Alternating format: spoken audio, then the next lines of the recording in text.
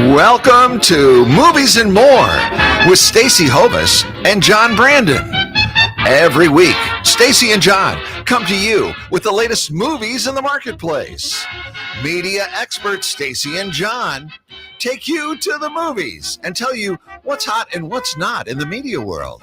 Stacy and John host conversations about the topics in the films. Their mission is to guide you through the media world. Okay, audience, here's Stacy and John. And thank you for tuning in to Movies and More. Today we're going to pay respects to Sunday night's Oscars. That would be the 95th Oscars.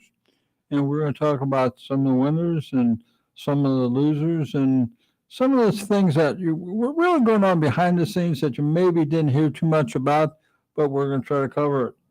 So this year was kind of special in that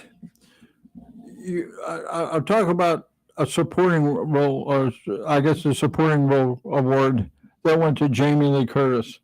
I watched the whole process Sunday, and I was most impressed that about halfway through it, she broke down and she talked about her famous parents, which of course were Janet Leigh and Tony Curtis, who were, I guess you would say they were part of the Rat Pack, I think, way back in the day. Yeah, exactly. And it was special because they had been in the business collectively for like 60 years or something between them.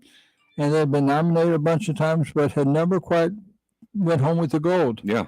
And she did. And she basically said in such a special way that they had paved the way for her to be staying there that night. So I just wanted to get that out real quick. So, John, you got a little bit of a list there. So if you want to get started, what we're going to do is kind of save the best for last. We're going to talk about some of the other words, lesser words, rather than the number one right off the bat, kind of build a little intrigue with our show. So, John, we'll give you a hint. It won a bunch of Oscars. Yeah. What a show. I mean, it was a little bit different. They kind of toned it down from the political stuff, all that stuff from last year, but pretty much a little bit of it. Well, Mr. Kimmel did have a shot at the host, Jimmy Kimmel. The host, Jimmy Kimmel, came right out of the gate, and he had to mention the award for best editing. Yeah. And of course, he commented that the real best editing award should go for Fox for its selective editing of the January 6th insurrection. Yeah. You know, which we just want to watch about the movies. What's all this stuff? Yeah, but anyway, so I don't want to get into anything political, but like I say, he couldn't resist a shot to go after some conservatives, which I guess when he does that every day for 11, it's hard to get out of that mode, you know. But anyway, so be it. Okay, so you threw out Jamie Lee Curtis, the daughter of Janet Leigh from Psycho. She's probably best known for Psycho. She's the lady that gets stabbed by Norman Bates in the shower, right? And what a terrific alleged mother. Well, I mean, they had become part of the Hollywood history. You know, I mean, whenever you think of that scream and the knife comes out and she's all excited and everything. So yeah, she was great at that, wasn't she? Put yourself in 1960. You know, that was pretty shocking. Well, it was shocking, but it was damn. And I do believe Hitchcock used chocolate syrup. Am I correct there, Jim? Chocolate syrup for the blood going down the drain. You could get by with that with black and white. Yeah, You'll never have a hot fudge sundae the same way. Right. I'm not sure how she got off her body, but there were a lot of guys that were willing to help. And then in regards to Tony Curtis, I just saw Some Like It Hot. I was sitting there watching TV the other day at my mother's house, and Some Like It Hot comes on, and we start watching it. I've never actually seen that whole thing all the way through. Well, that's considered to be one of the best movies of all time. And, you know, that preceded, as we think back, what was the one with Dustin Hoffman? Tootsie. Tootsie. 82. And so he had something that he brought to that, but there was a predecessor to that. And here you had these two people, these two musicians that were trying to hide from the mob, so they became cross-dressers. Right. Before we knew that word was. Yeah. They were cross-dressers. They didn't have a word for it back then. Well, but here's the thing. They survived, and throughout the whole thing, it was hilarious, and I remember watching it as a kid, and of course, it took on more significance as you grew older. You Yeah. understand, and of course, the starlet Marilyn Monroe was in that, and so that really brought So something. what to we're getting at is her parents, Jamie Lee Curtis's parents. yes, Yeah, I guess it was in both of their blood Mhm. to act and to give great performances. in the genes, as Yeah, we say. Yes, Yeah, and right. so Jamie Lee Curtis finally, it comes to fruition that they get some high accolades Well, for that it's family. long overdue, and no disrespect to any of the other nominees or whatever, but she certainly deserved that. Not because of what she did back in the day, but that particular performance was certainly worthy of that award. And so again, not taking anything away, Yeah, but so she wins Best Supporting Actress. yes, she does. And she actually wasn't her very first thing on camera, or one of her first big breaks was she was a waitress in a Columbo episode I believe back in it like was. '77. I Absolutely. think it was the same year she ended up doing Halloween, Yes. which put her over the top as It a did star. put over the top, and then just a short while later, if you recall, Trading Places, Right, with right. Dan Yeah, very Aykroyd. young Dan Aykroyd. Yeah, and Eddie Murphy. Right. You know, and That might have been Eddie Murphy's first film. I think it was one of his first films. What do they call it? A breakout film. Yeah. That was it. So Back when his laugh was brand new and it worked, you know. well, I mean, I don't think that was. I think he really laughs that way. Yeah. That's what I understand. You know, whatever. You know.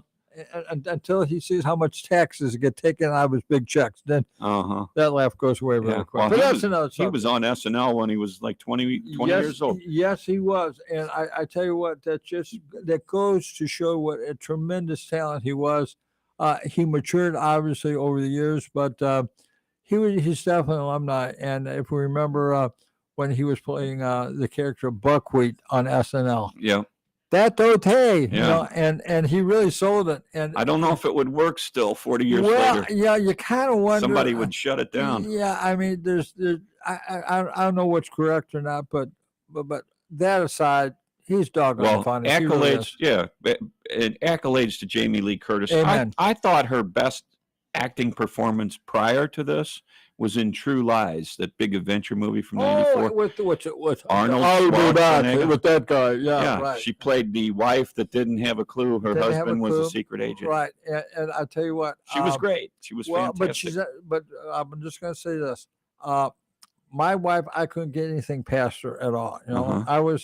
I was in a weight reduction program way Right. back in the day when I was married, and I was keeping it very secret. I kept my gym bag in the trunk. I was very careful, and then she said, "Oh, so you're working out, huh?" I don't know. I said, "Wait, how'd you know that?" She goes, "Wives know everything." Yeah. How could you not? Yeah. And we got to give honorable mention to you say in the open, kind of in jest, the winners and the losers. Are you really a loser if you're sitting at the No, Oscars no. in a chair nominated for something like that? Absolutely. If you get to that stage, I mean, the Academy is recognizing everyone, and there has to be, I guess, a picked winner or whatever. But no, certainly not. Yeah. And That's a hell of an achievement. It is. what yeah. I'm getting to is Angela Bassett. Yeah. Angela Bassett, I'm sure she felt pretty slighted. She was in a couple of the Black Panther films. Yeah. And she was very prominent. She was also nominated for Best Supporting Actress. You know, I looked up her resume, and she's been in so much stuff going back to the 70s was when she first did her first on-screen stuff.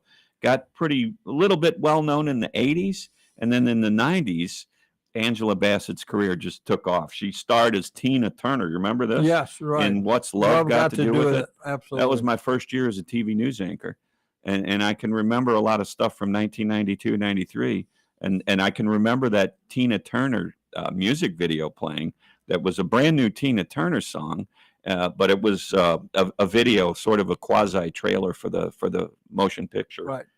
And Lawrence Fishburne was in that. I think he Yes. played Ike Turner. Yes, he did. And really, if you think about now, as a lot of our listeners may know, those folks were hailed from St. Louis. Yeah. She grew up in Alabama, but came up here in high school, I believe. but Ike was from this general area or whatever. And but, they used to play up and down Kings they Highway did. at the bars in well, the they late played 50s. there. I'll tell you what else they played. There used to be a night spot, if I can call it that, on Missouri Avenue in East St. Louis, Illinois, and it was called, as I recall, it was called the After Hours Place. Okay.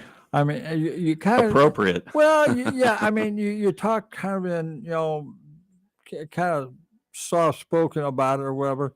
Now, the reason people didn't talk a whole lot about it was because it was owned by Buster Workman. Mm-hmm. And Buster Workman, in case those of us that are not quite so old, Buster Workman was the Chicago extended mob influence in East St. Louis, and he had invested in that.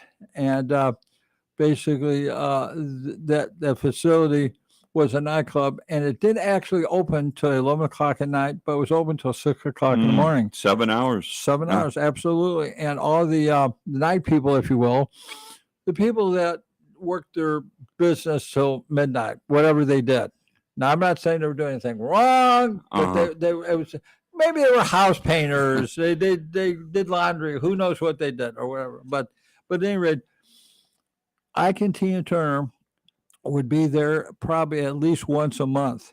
And at its heyday, this was probably like 61, 69. I was only 11. Right. But when I got to be 16 and had a driver's license, and it just so happened that my uncle knew the owner of this facility, okay?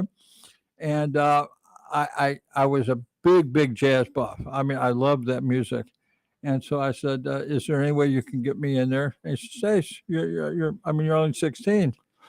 I said, like I said, I know you got some influence. Well, you had to know my uncle, but I had to wind up, he was in the automobile repair business. So I had to clean the shop for about 6 months for no pay because he did me a favor. The cheap SOB, may he rest in soul. But anyway, so the idea is that I got to see Ike and Tina for the first time actually at this facility. It's where they became prominent. Absolutely. 1960, 61. And I tell you what, Miles Davis performed there too.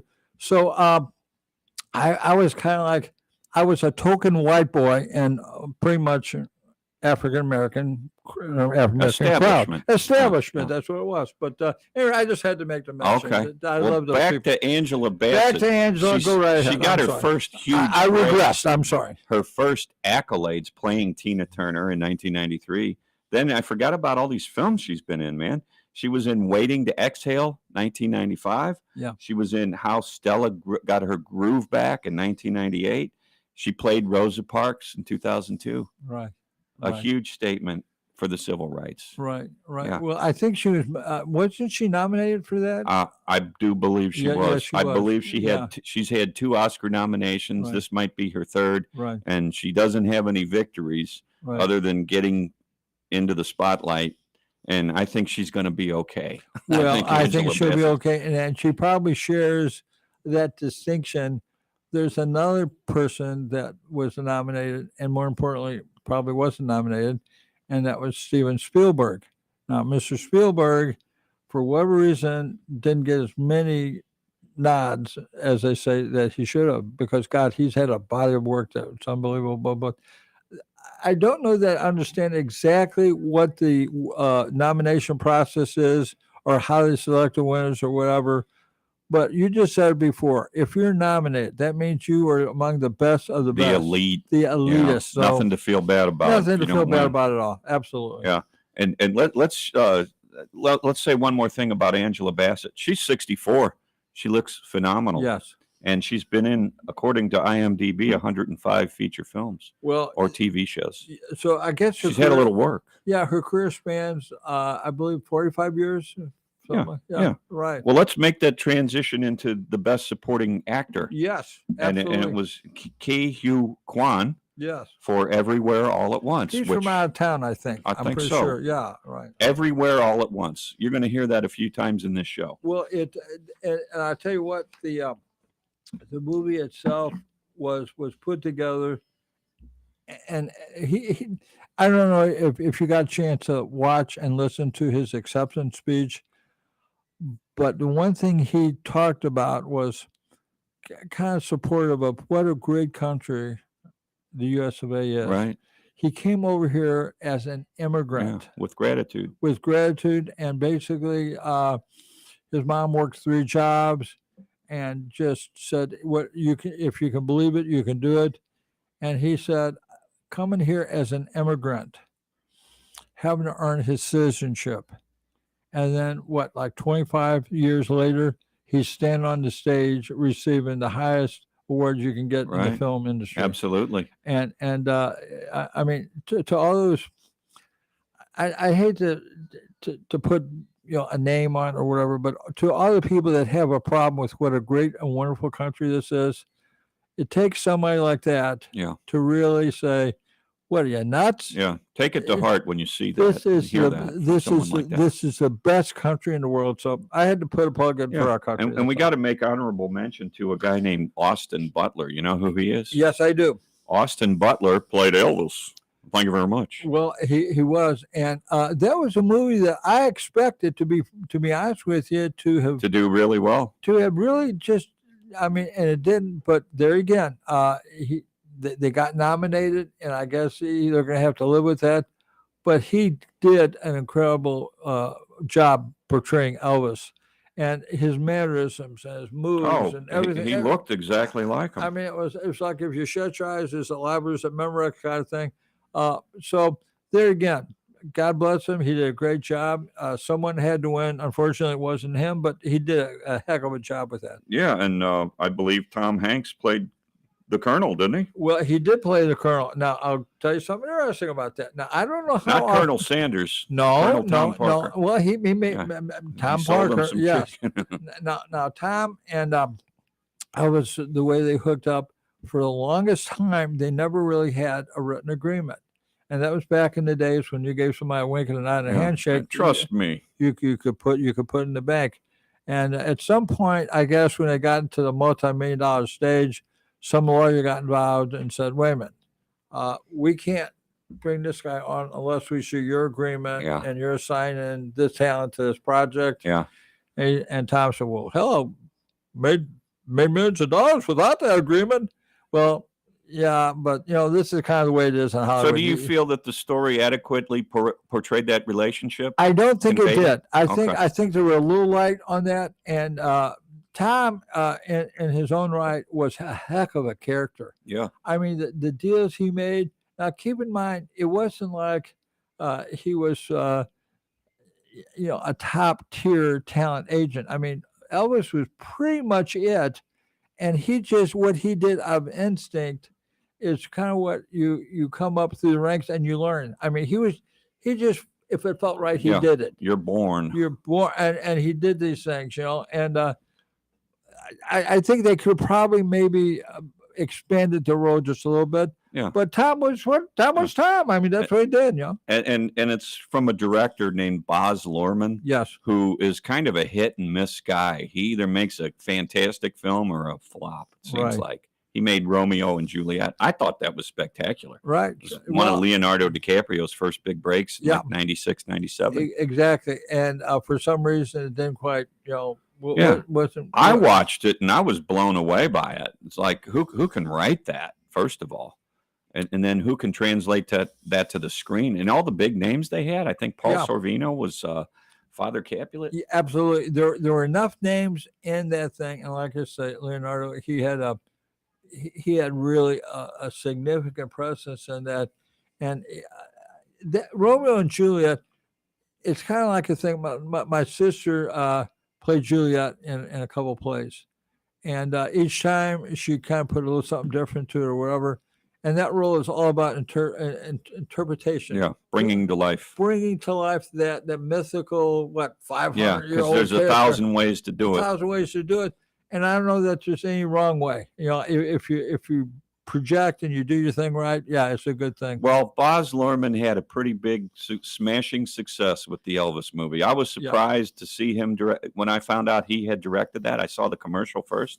And I thought, man, oh man, this is either going to be really good or really Well, bad. I think if you look at it from his perspective, I mean, there are a million Elvis impersonators. I Yeah. mean, it's almost A like billion. Yeah, One in 7 on the planet. Yeah. I was in California one time. I was in the valley, and we were at a little night spot, and they had they had a big building, Elvis impersonator, and we got it. My mom said to, yeah, sure, there was something wrong with the leg or whatever, and it was a Oriental impersonator of Elvis, And he won it. Well, Did he win? Well, he was. I mean, he just got up and did his thing, and I tell you what, it was like, if there was ever going to be an Oriental Elvis, this would be it. Sure, sure. He was the best. He was. Yes, God rest his soul. Okay, so Austin Butler, we'll just say it one more time. There's an iconic photo, iconic interview of him standing there a couple months ago. Our last public image of Lisa Marie Presley before she died suddenly. I think a week before she passed away, which was so tragic. Well, she got to see her father's story told in a very respectful, huge way. Right.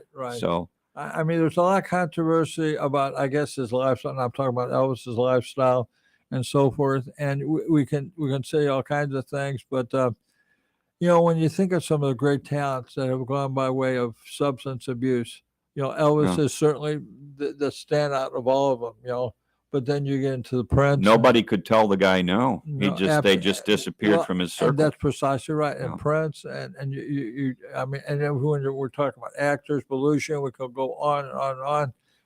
I mean, drugs have robbed us of so many blessed talents. Yeah. It's really kind of a shame. I don't think you can separate that from the creative process of a lot of entertainers, whether it's a comedian or a singer. You really can't. And I guess there's a dark side to just about anything. But, hopefully, maybe we borrowed their love for a little while. That's what we did. Yeah.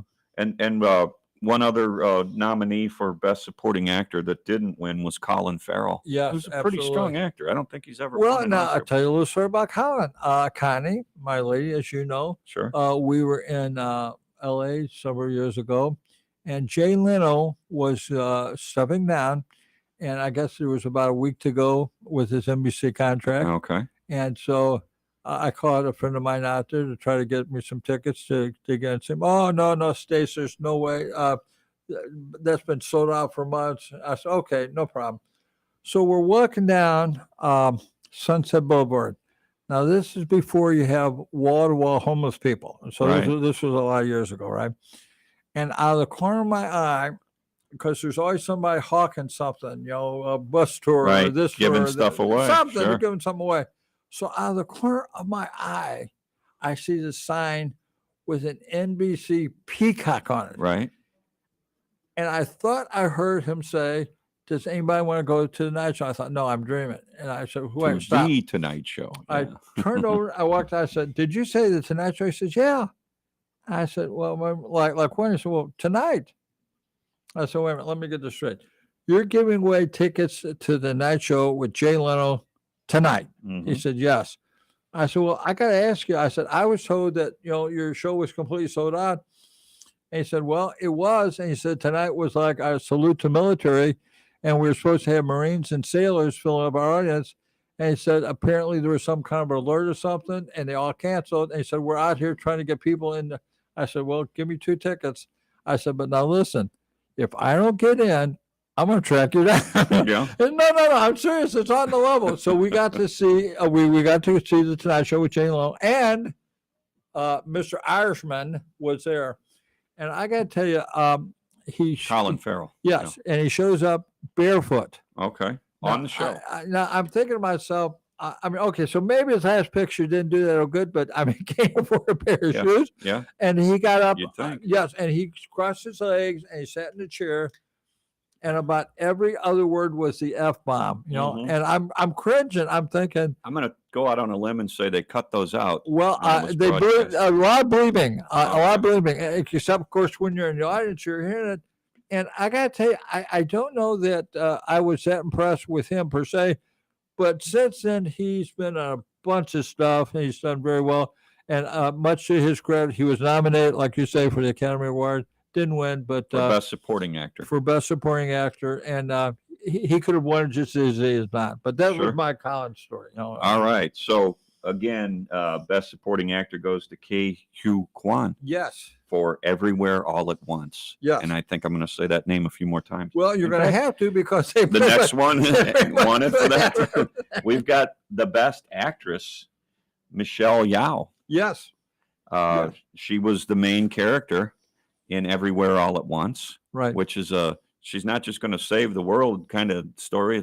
She's going to save the universe, the whole universe, I do believe. That's exactly right. And that was a dynamic role. And when you think about plugging somebody in to play that part, they have to have a certain amount of range. Sure. She I had, would imagine. she's got. Well, I mean, I'm just saying. Though, yeah. I mean, just Yeah.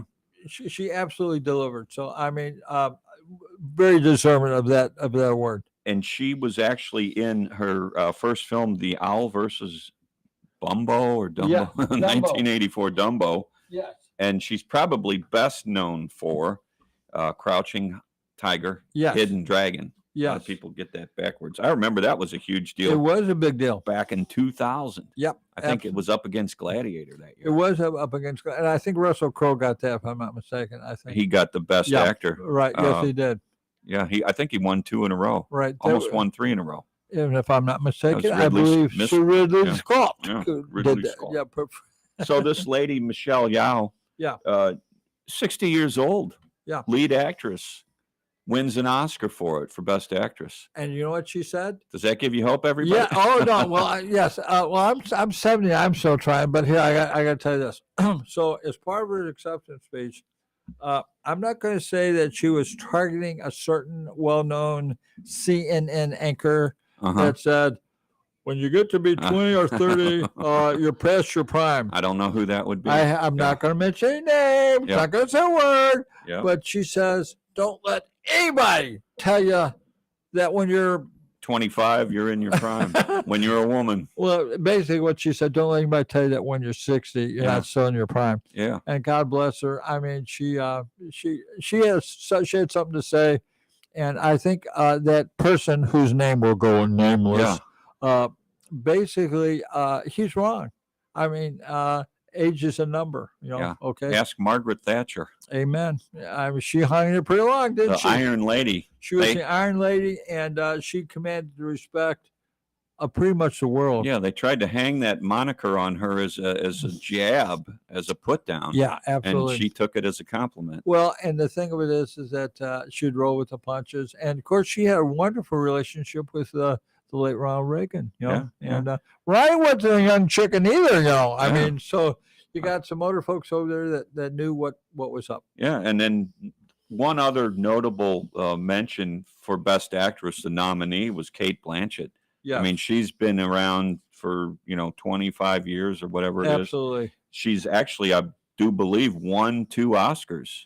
Well, Kate, it's kind of like a fine wine, just gets better with time. Now we're a little bit under a minute, but now when we come back, we're going to concentrate on some of the other words, the Best Picture award and so forth. Best But, Actor, Best Director. absolutely. So we want y'all to stick around and listen to John and Yeah, I we'll be for, talking. for movies and more. We'll be talking a lot more about Everywhere All at Once. Yes, we will. Thank you.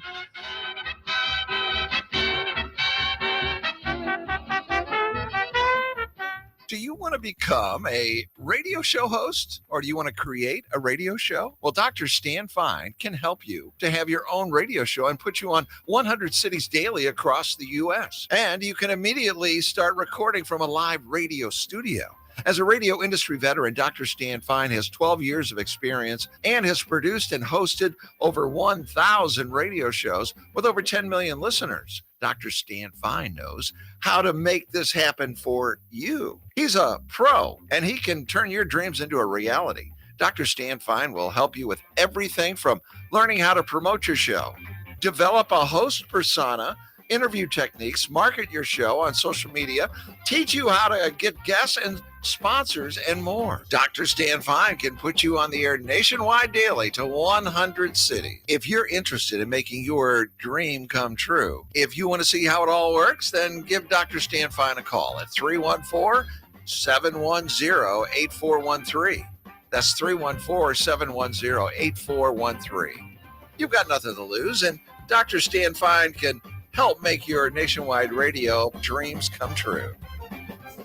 If you're looking for a new informative health and lifestyle show to gain knowledge and inspiration to help guide your journey to think, work, and live more powerfully, then you need to listen to Sage Advice with Melissa. It's live each Thursday from 10 to 11. Now, whether you're trying to improve your life from a mental, physical, or spiritual journey, Sage Advice with Melissa Coleman, CEO of Sage Skincare, delivers weekly advice from industry experts to provide you with insightful suggestions to allow you to thrive with a better quality of life. Melissa's mission? To guide you through the uncharted waters of health and wellness and to give you a voice to help improve your life. So be sure to tune in to Melissa on KWRH 92.9 FM every Thursday at 10 a.m. You'll be glad you did.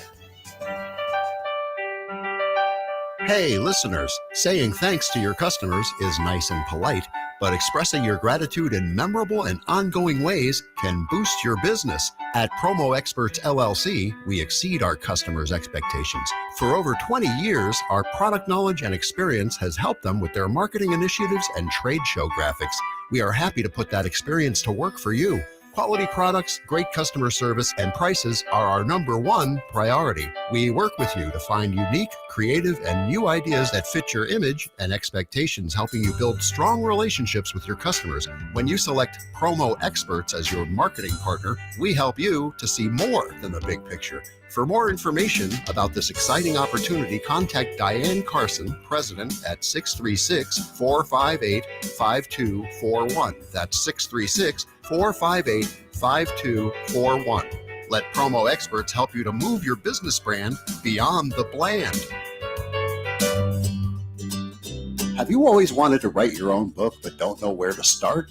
Publishing Concepts, a publishing company located right here in St. Louis, offers everything from consulting, book printing, copyrights, ISBNs and barcodes, print book layout, ebook and iBook layout, graphic design, cover design, ghostwriting, typing and editing, distribution, marketing, and more for an affordable price. Visit publishingconceptsllc.com or just Google Publishing Concepts to get started today, or call 314-781-8880. That's 314-781-8880. Publishing Concepts. We help you sell more books. In today's economy, there are more people looking to buy and sell businesses than ever before. When a company owner needs to sell their business, they can't just stick a for sale sign in the window. They need the assistance of a business broker to locate and vet potential buyers. On the other side, buyers rely on the broker to help facilitate the process of evaluating potential businesses and franchises for sale. A Transworld Business Advisor is the solution for both scenarios. Transworld Business Advisors focus on three core concepts: business brokerage, franchise consulting, and franchise development. Transworld has specialized in the sale of business and commercial real estate. Today, Transworld Business Advisors is a global network of brokers offering a turnkey solution for those that want to build a solid business and future for themselves while maintaining a balanced quality of life. With our comprehensive training program, full marketing support, and local field support, you won't have to start from scratch. Our trained experts and members will help you every step of the way. Transworld Business Advisors has 40 plus years of experience, 10,000 plus businesses sold, and 600 plus brokers, 250 offices worldwide. For a free initial consultation, call Charlie Scarlett, business broker, or Billy Rowland, business broker, at 636-400-6100. Again, that's Charlie Scarlett, business broker, or Billy Rowland, business broker, at 636-400-6100. Many small businesses do not have a marketing manager. In many cases, it is the company owner that drives marketing and sales efforts with the gut instinct to survive. Even when small businesses do have a marketing manager, though, many of them are trying to navigate through the complex sales and marketing landscape with little to no success or budget. How to Promote Your Business with Limited Money is a general purpose how-to business book written for business owners and marketing professionals by business owners Dr. Stan Fine and Joseph W. Clote. This guide is not intended to be read as a front-to-back chapter book and rather serves as a quick reference guide. Refer to this book as you need specific information and skip around as needed. Promoting your business with limited money is one challenging feat, but there are unlimited ideas you can apply to achieve objectives you pre-establish. So, put on your marketing hat and let's take action to start showing your prospects the value your business delivers. A little you need to know about Dr. Stan Fine. During his 60-year career, Dr. Fine has become an authority on sales and marketing business development issues. His presentations have made him much in demand as a speaker and seminar leader. He has taught business development topics at numerous universities across the United States and has conducted over 500 sales and management seminars. Some of Dr. Fine's credentials in corporate America are currently Dr. Fine serves as a co-host of the It's Your Business radio show on KDORH 92.9 FM in St. Louis and a co-host of Nationwide Daily Radio Show on my Genre Radio Network on the Zeno Media platform. In 100 cities, he is also on a daily TV show on the Valuable TV and the Real TV networks. Go and get a copy of How to Promote Your Business with Limited Money today. To purchase your copy of How to Promote Your Business with Limited Money, go to It's Your Business website at www.itsyourbusinessradio.com.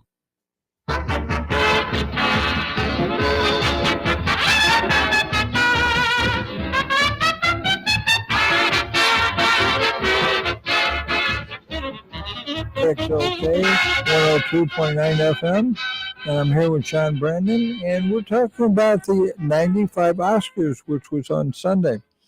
One of the categories was international film, and there were quite a few nominees.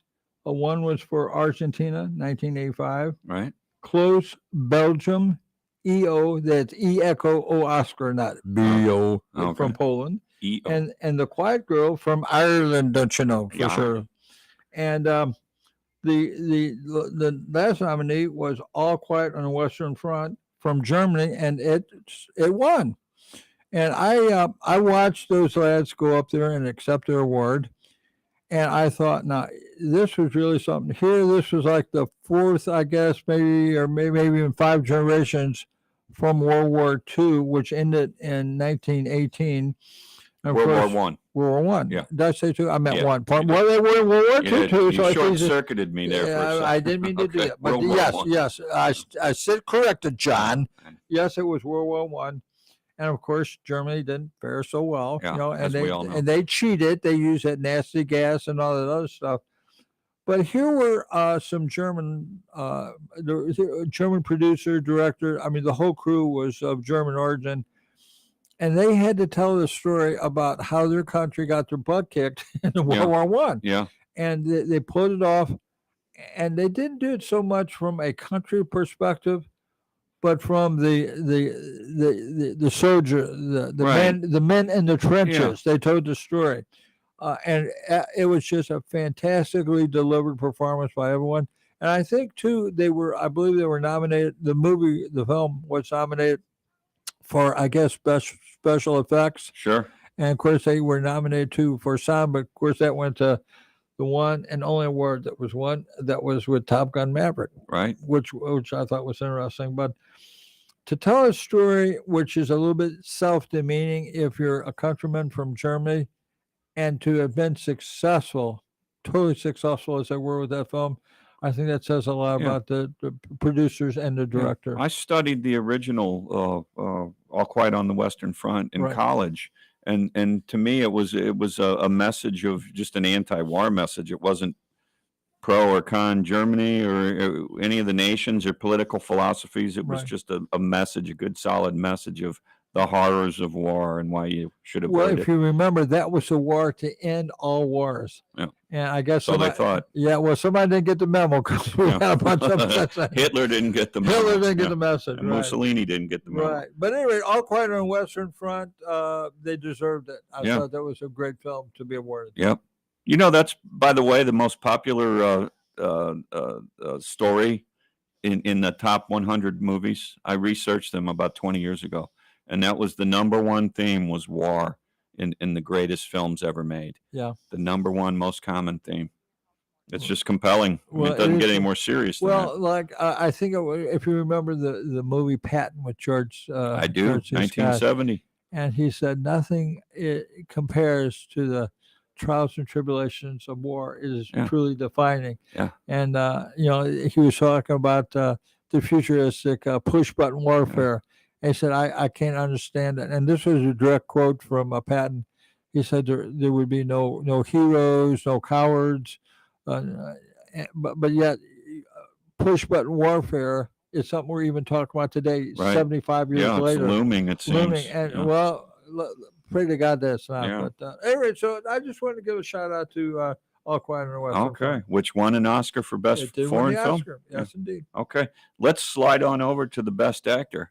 Guess who that could be? Well, Brendan Fraser, absolutely. And who everybody had completely written off, probably his own mother well, as well. Well, I mean, when those checks kept coming in, she said, "What, you loser? What's going on?" You know. But So he wins Best Actor Oscar for The Whale, where he plays this really obese guy. portly. He was portly. You know, Yeah. that's What's the correct way to say it? Well, these I days? don't know that there is a correct way to say you. Here's got what the tagline Okay, says go on ahead, IMDb. I'm listening.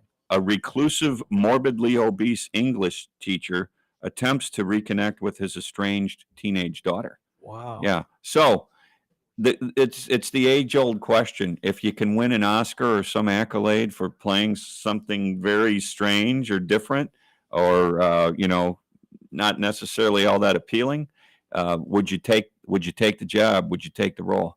In a minute. And I mean, let who comes to mind is Gilligan. Bob Absolutely, Denver yeah. played Gilligan, and everybody looked at him like he was Gilligan the rest of his life. Well, you see, those of us old enough to remember his really entourage entrance into the television sitcom business was with a little thing called Dobie Gillis. Right? And he played A beatnik. Maynard Rump, a beatnik. And at that time, those were the kind of the avant-garde type of people. And I don't know if he ever got around to playing the bongos or whatever, but that was part of that whole experience. I'm gonna have to trust you on that. That's before Well, that my was a little time. bit before Steve. your time. But, well, okay, I'm dating myself, I know. But when I was a kid, we used to watch Dobie Gillis, and he was, Denver was playing Sure. Maynard Rump, the beatnik, and then to transition from that and go over to a slightly different character, but Yeah. not much. And he had no idea it was Has going no to idea, whatever. define the rest of his life That was professionally. and really now I remember after he cashed maybe what was to be his last second run syndication residual check, he said, I'm never ever really going to be able to play anything again because I'm so identifiable Yeah, with that typecast with that character. And he was living in Las Vegas at the time, and he said, I'd resolved myself. I was going to retire, and he said, I always thought that when you retired, you went nuts. He said, but I'm not nuts. Yeah, not that I know of. But and we lost him, unfortunately. He died a few years Yeah, back. 2005. I was doing a radio 2005, show yeah. for WGNU at the time. Yeah. When he died, I Yeah. think it was September 2005. Absolutely. But back to The Whale. Yeah, So The Brendan Whale. Fraser, is there any possible way anybody on the planet could have seen this coming, that he would be nominated for an Oscar No, for a role like that and then win the doggone thing? I think that was so totally out of left field. But the thing is that he brought realism to that role. You empathize and you sympathize with him, and we all know people that have Yeah. problems with the weight. And It was a struggle. And now there's actually some reality shows called My 1,000-Pound Life. Or Oh, yeah. 600 pound life, 600 I do pounds. believe. Okay, 400, 600, who cares? Yeah.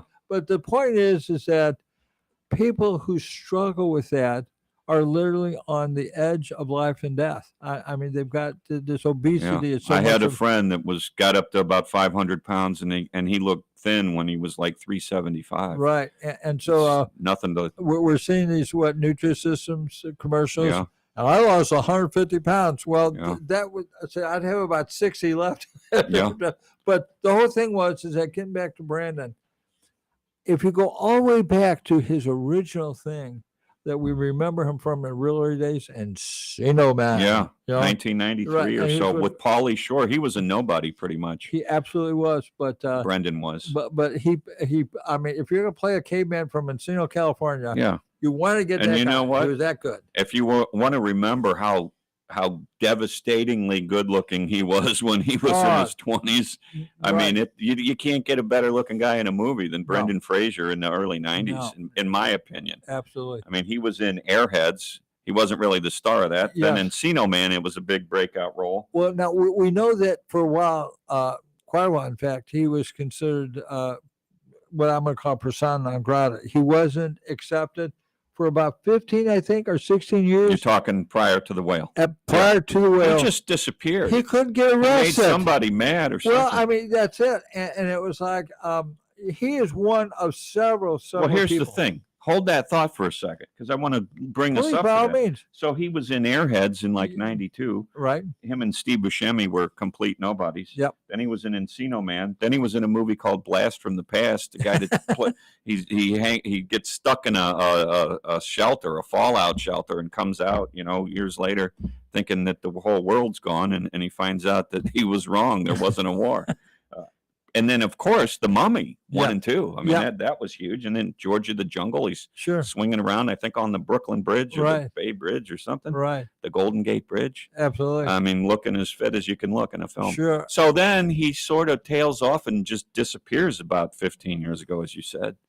And Brendan Fraser, like everybody wrote him off. For some reason, he didn't have the looks anymore. He was put in that same, you're out of there kind of mentality as a Harvey Weinstein. Not saying that Brendan did anything to compare to the deserve it. deplorable stuff that this guy did.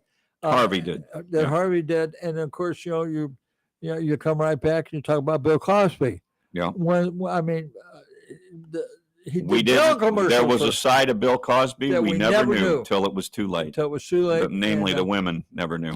And now I heard, I guess this was a couple of weeks ago, he's trying to make a comeback career. Really? And what? I have no idea. But he's going to make a comeback. You know? And Bill Cosby was as big a TV star as there was in the 80s and early 90s. Right.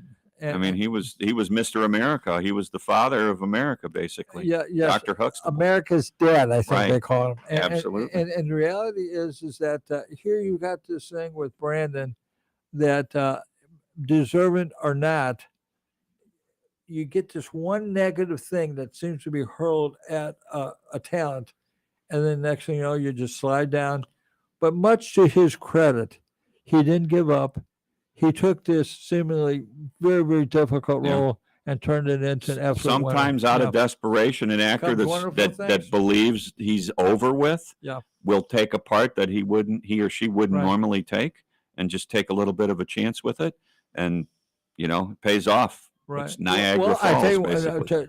to your point, Michael Keaton was the same John way. Travolta. John Travolta. And we can talk about all these different people. So when people, kind of write you off, I'm not so sure that they have the license to do that. And John Travolta's career was resurrected like 3 times. It absolutely he got was. on Welcome Back, Kotter. Then that ran its course. Then he ends up on Saturday Night Fever. Yep. That runs its course. To those people that didn't see the Oscars on Sunday, John was giving the tribute to talents that we have lost. Right.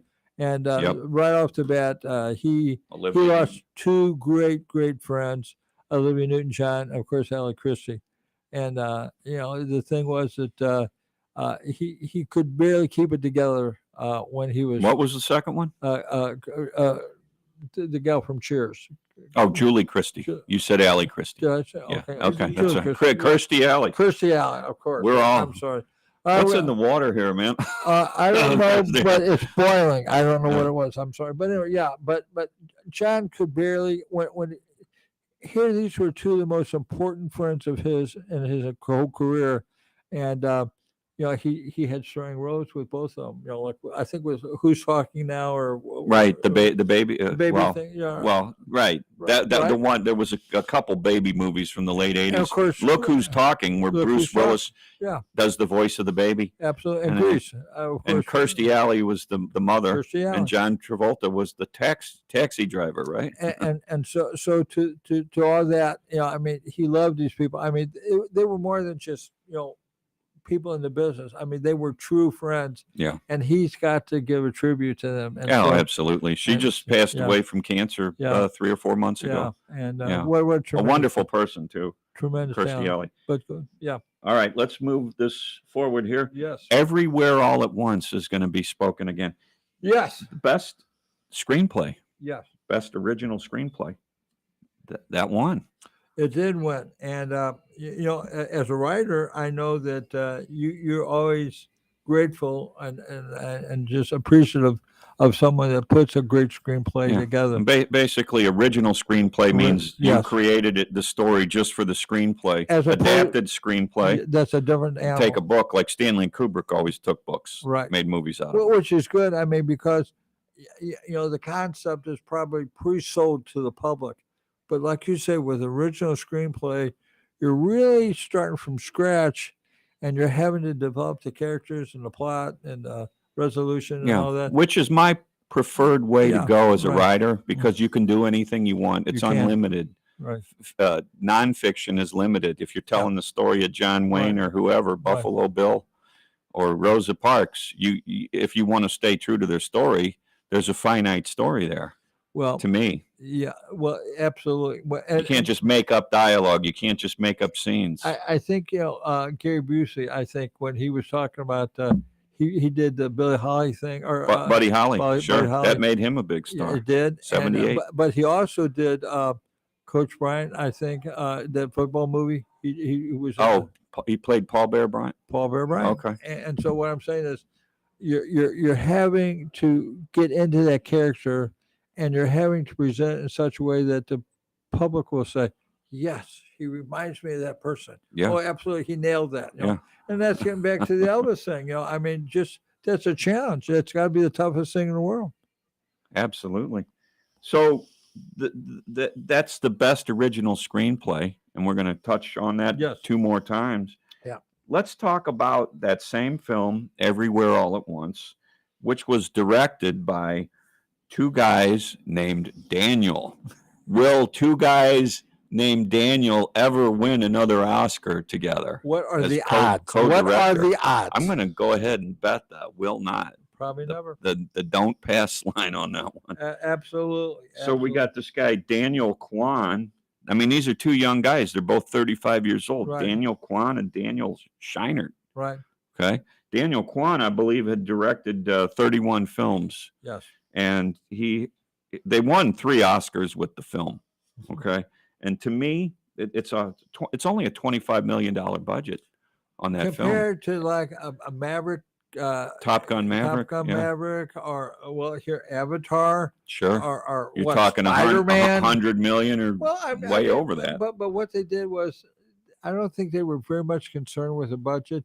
They knew the story that they wanted to tell, and they executed. That's the bottom line. That's Yeah. what they did. Execution, baby. Absolutely. Yeah. Hoorah. So they execute at the box office too globally. They make $106 million on Well, Everywhere All at Once. that's not too bad, and I'm sure they can put to those guys. Just put a little bit away. That's what my mother would Yeah. say. Put it away. There could be a rainy day, you know. And in Hollywood, that's you're only as good as your last picture, right, John? You know. Yep. Will they make a sequel of that? Can you make a sequel of that? I Is there don't a know. way to do that? I don't know. I really don't know. Because they love a winner, right? Yeah, I they mean, do. ask Sylvester Stallone if sequels make you We're, money. we're on Rocky 44 now. Yeah, something like that. Well, the whole thing is that if you're in that group, if you've got a subject matter that the public is accepting or whatever, yeah, I mean, and then you talk about a sequel, but actually becomes a franchise. Am I right? Absolutely. I mean, it's just kind of it's kind of in perpetual motion. Which at is that point. sort of the rhetorical question.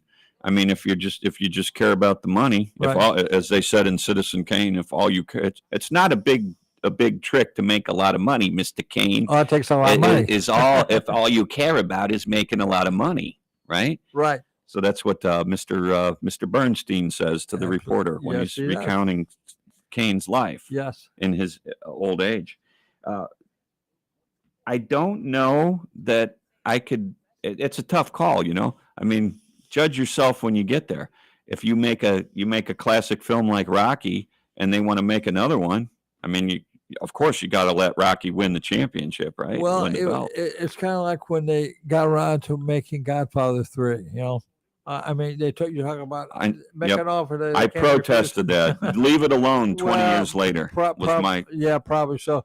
But when they throw so much money at you, it's kind of hard. How can you say no? Well, I mean, it's like, listen, I just want to make sure you spell the name right on the Yeah, check. yeah. Make it to my mother. Make it to my mother. Yeah. I know she won't steal it from She me. wants to my money. So Absolutely. Stallone was the king. Just one more thought on him. He Right. was the king of the sequel. I mean, he made Rocky 1, Rocky 2, which you absolutely. could justify a Rocky 2. Okay. You really But could. then you get into Rocky 3 and Rocky 4. And Well, I mean, then you get into what you call the geriatric stage. I told my brother when we went to see Rocky 4, where he fights the Russian, Right. if they're going to do a Rocky 5, he better be fighting the Martians, right? Okay.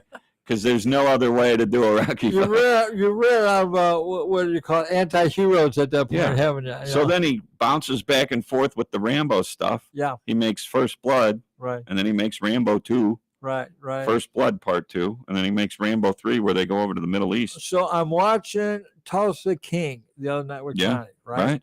And he's talking to this younger gal that he met at some. Stallone. Yeah, I mean, Yeah. I'm talking about the character. Yeah, Sure. Stallone.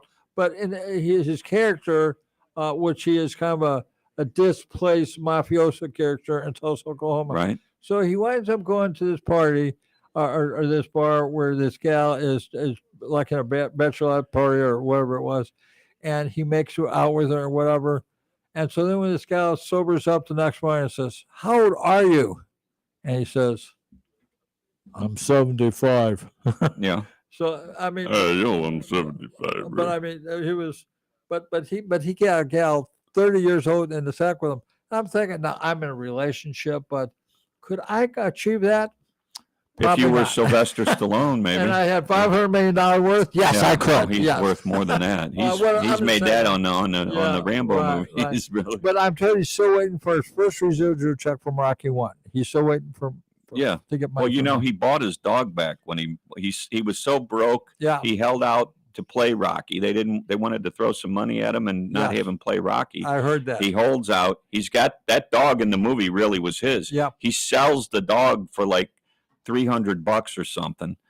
Then when he gets his first money from the Rocky movie, he goes back to the same people and says, "Hey, I want to buy the dog back." Right. You know, and they're like, "Well, no, Rocky, that's our dog now." You know, Right, So yeah. I think he paid like $2,000 to get the dog Yes, back. he did. But he got his baby back, which is the most important. And we're thing. running slow. We're running heavy on time here. We got to talk about the best picture. Yes, which go right of ahead. course is Absolutely. Everywhere, Yeah. all at once. Right. Yes, absolutely. Best picture. Well, and it should have been. There was a lot of hype about it, but it delivered. It really was a good movie. And it's this older actress. She's 60 years old. Yep. Michelle Yeoh. No. And I think what the Oscars actually did was give people a lot of hope, that don't fit into that peg Right. of being, you got to be a 25 or 30-year-old actress to win. Just ask Meryl Streep. She's won so many Oscars, she Yeah. probably doesn't have room for them all on her mantle. Well, but the reality is, like we always say, you're as old as you feel or you perceive yourself to be. Yeah. Now, we're under a minute now, John. What I would like to say is this. Next week on our show, we're going to try to review just real quickly some of these movies that are out there in the theaters that they're still playing. And now a lot of these have already gone to streaming, but we'll give a shout out to where those are going to be. All right, So, we're out of time, brother. We're out of time. Thank you very much for watching Movies and More. And don't forget to take Mom to church Sunday. See you next time. Bye-bye.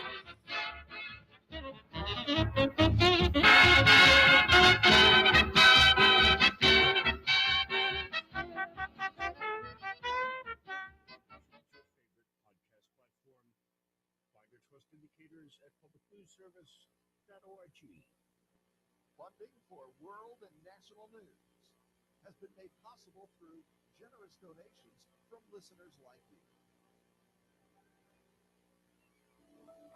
Broadcasting from the International Institute of St. Louis. KXOK-LP St. Louis. Listen to us live on the air at 102.9 FM and live online at kxok.org.